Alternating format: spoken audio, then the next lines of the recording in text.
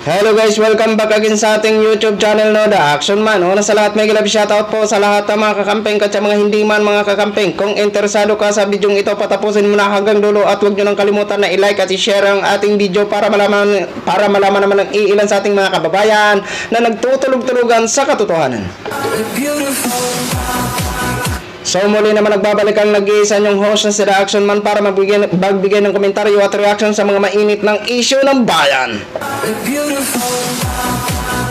So ito ho mga ka-action, mga kakamping, no, gusto lang ho naking i-share sa inyo at napaka good job po ito ang ginawa ni Ma'am Shelo Magno. At ito po, alam naman po natin na dati po ito Undersecretary of Finance ito si Ma'am Shelo Magno po mga ka-action. Kaya alam niya po ang kalakaran regarding sa PhilHealth at napakahalaga po na kailangan maimbestigahan po ito kung naging legal ba o naging illegal ang nasabing gagawin ng gobyerno natin, partikular na ito si Recto. Mga ka-action, mga kakampeng. Kasi sabi nila, gagamitin daw ang pera ng PhilHealth para sa program ng gobyerno natin, mga ka-action, mga kakampeng. So ang tanong ho natin dito, kung ito ba ay illegal o legal. So ayon dito sa kay Ma'am Shelo Magno, kaya siya nag-file ng kaso laban dito mga ka-action kasi para sa kanya is naging illegal po mga ka-action, mga kakampeng. So alam naman po natin na ang PhilHealth is may batas po tayo, correct me if I'm wrong, disclaimer lang po ha, hindi po tayo nagmamagaling. Ito po ay pagkakaalam ko lang po. Ngayon kung mali naman po, pwede nyo naman po akong i-correct. Okay? May batas po ang PhilHealth regarding paggamit sa pondo ng PhilHealth.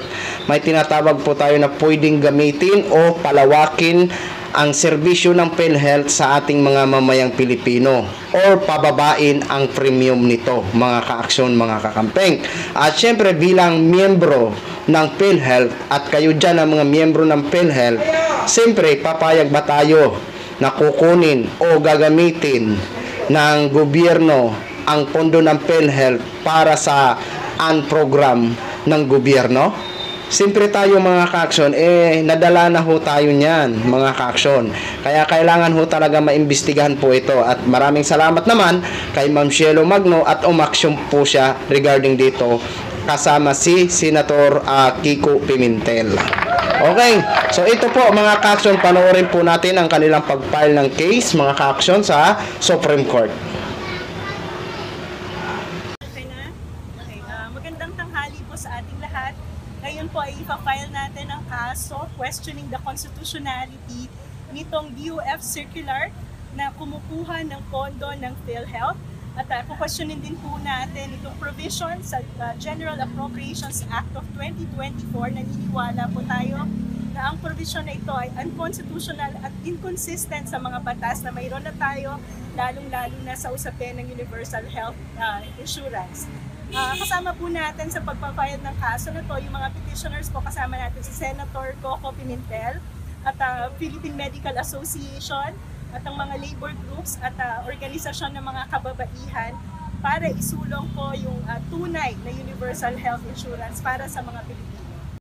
So yun na ho mga ka-action, mga kakamping, no, napakinggan na po natin mga ka-action ang sinabi ni Ma'am Shelo Magno.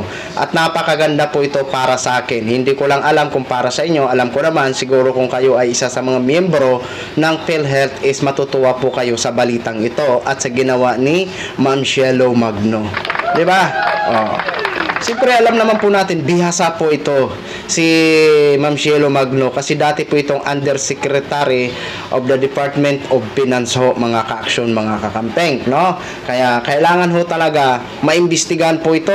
Oo, hindi ho tayo papayag na ang ating kinakaltas sa atin kahit piso man yan o 2 piso is kukunin na lang ng basta-basta na hindi natin alam at hindi natin alam kung magiging click ba yon ang nasabi nilang programa, mga ka-action, di ba? Ito po yung sabi natin na nakakalungkot man isipin na ang mga opisyal natin ng gobyerno ay nagpapayaman at nagpapayaman lang talaga. 'Di ba? tayo na mga mahihirap, imbes na umunlad, wala ho tayong nangyayari. Humirap po tayo mga ka-aksyon dahil na rin sa mga ilan sa atin ng mga official mga ka-aksyon. Kaya kailangan malaman po ng taong bayan, lalong-lalo ng mga miyembro ng PhilHealth, kung ito ba ay illegal o legal ang kanilang pagkuha o pagtransfer ng nasabing 88 billion ba yon, something, correct me if I'm wrong, basta yun ang natatandang ko, more than 88, no? Ayan, so yun po, no, mga ka-aksyon, mga kakamping, share ko lang ho sa inyo. Maraming salamat po sa ating mga viewers Luzon, Visayas at Mindanao all over the world. Ako po ang inyong lingkod, si The Action Man. Good evening everyone. Beautiful.